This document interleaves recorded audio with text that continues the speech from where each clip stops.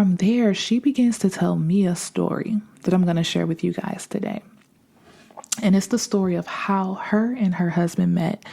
All right. And so it was probably a few days before Christmas.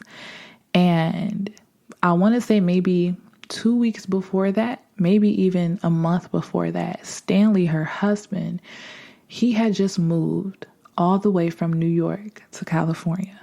Just on a whim, he wanted a new start, and he decided to start over in California, right? And so Rose, she was working downtown LA, I believe she said as a receptionist. And she was like, he was so handsome. She was like, but back in that time, we did not give out our numbers to anybody, right? Like, it was hard for women to give their numbers out. And so he had walked over to her, she said, and he sat down at one of the toy tables and he pulled out the teapot kit. And he said, would you care for some tea, please? As he's like mimicking holding the tea in his hand with his pinky up, making a face, and it made her laugh. And then from there was this instant connection, right? Me and Jay were at the dog park again today, and Rose and her husband came back. And so she sang a song. This is a song from The King and I. And I had the part of one of the king's treasures, and I had my own lover. I didn't want to be with the king.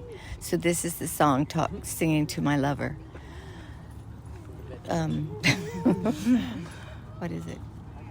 Alone in a way, I look at the stars, the same that smiled on you. Y'all, that, Jesus, it just really touched my heart. And man, Jesus.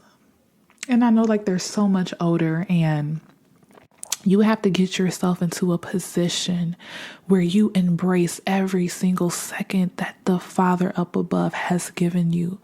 Because like we always say, there's someone on the other side of the world, or there's someone in a different space that's just desiring to have the experience of life that you're having.